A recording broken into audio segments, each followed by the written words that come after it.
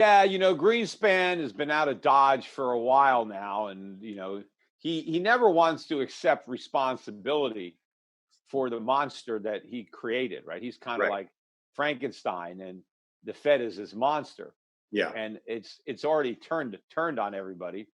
Hmm.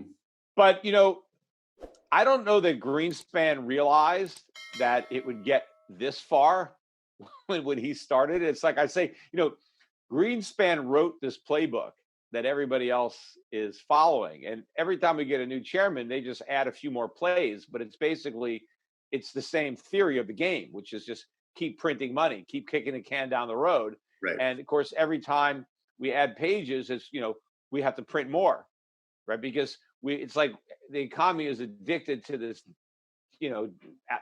debt drug. And the bigger the addiction, the more of the drug we need every time it starts to wear off. So he got this whole thing started. But Alan Greenspan is a smart guy as far as understanding the economy and money. By far, much smarter in this respect. I don't know about IQ or anything, but as far as economic understanding, the rest of the Fed chairman that have come after him are clueless compared to Greenspan. Hmm. But Greenspan, sacrificed his principles. And I think he did things that he knew were wrong because he was more concerned about being liked and being popular and just having everything go well than presiding over a crash, which, would have been better for the economy. Right. So I think Greenspan pretty much knows that we're screwed.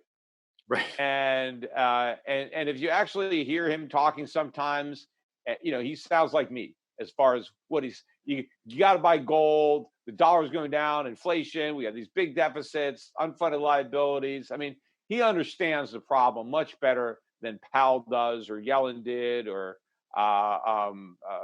Bernanke did. Any of these guys. So, right. Yeah. I mean, I pointed out on Twitter. You got Greenspan, who was the Fed chairman, saying his biggest concern is inflation. And then you have Powell, who's the current Fed chairman, saying, yeah, my biggest concern is also inflation, but they're both concerned about the same thing for the opposite reasons. Greenspan says, I'm worried about inflation because it's too high. And Powell says, I'm worried about inflation because it's too low. Yeah. Well, which Fed chairman is right? Hmm. I think it's Greenspan that's right, which means we're all screwed. Because if the real problem is too much inflation, yet the Fed thinks the problem is too little, and they go and create more, right? I mean, what are they going to do? Obviously, they're making the problem that Greenspan is worried about much worse. But as soon as he got the job, he found out that was his job. He didn't really understand the nature of the job until he assumed it. Right. And he realized, oh my God, this is a gigantic bubble, and I don't want it to collapse. And in fact, when he started to do the job that he thought he was hired to do, he started trying to normalize interest rates. Yeah. I mean, what did Donald Trump do to him? I mean, he was like, going to tar and feather the guy. I mean, they were ready to burn this guy in effigy. He was, he every day he was bashing. I got to fire Powell. Powell's a fool. He's killing us. Powell's our biggest enemy. Powell's the bigger enemy than China, right? All of a sudden, the Fed was the big boogeyman. China took a back seat, right? Yeah. It was the Fed that we had to work. So pretty soon, it was like, that old movie, Cool Hand Luke, right? Where they take Paul Newman out and get his mind right. So it didn't take long for Donald Trump to get Jerome Powell's mind right. Because now he's all about, QE and he's not even thinking about raising interest rates. Right. He's all about the stock market bubble. It's all, so he's completely done a 180, and he's exactly, where Yellen was.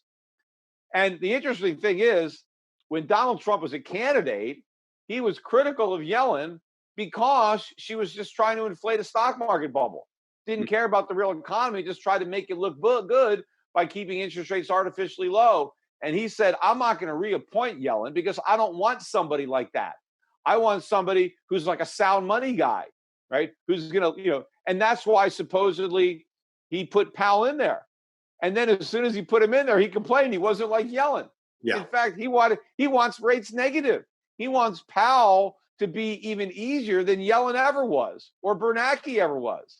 I mean, he's demanding negative rates. Like, Zero isn't even low enough for Trump. Zero is too high. We need to go negative.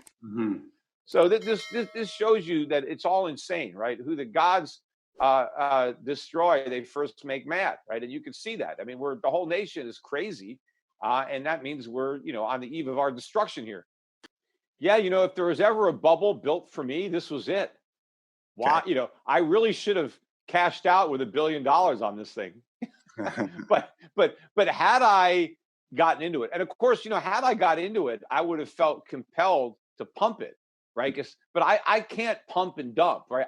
I personally can't buy something and then tell people to buy it only because I want to get rid of it. I'm not going to sucker people into a pyramid scheme. I have to tell people to do what I believe in. And I could have said, hey, I'm in on this Bitcoin thing. I don't think it's going to work, but there's enough fools out there that might think it's going to work. So let's buy a bunch of it. And when the price goes up, we'll all sell at a higher price to all these fools. I mean, it's kind of hard for me to lead the troops into that kind of situation. But at the end of the day, do I like Bitcoin? No, it's got nothing to do. It's everything I don't like about fiat money. I don't like dollars and I don't like euros, not because they're made of paper. I don't like them any better if they're digital. And it's not because the government is the one that's printing them. If a private citizen printed up some fiat money, I wouldn't like it any better. I mean, it's just paper. Yeah. We need sound money. Sound money is based on a commodity, a real thing, right? A real tradable good that can have value relative to other tradable goods. So it can provide a frame of reference, a benchmark with which to price things. Gold is a real commodity and has real applications in the world. So it has a value, and you can express that value relative to all the other commodities that people buy and sell. So it's not money. It's just people are buying it, hoping that one day maybe it would be money, but it's never going to be money.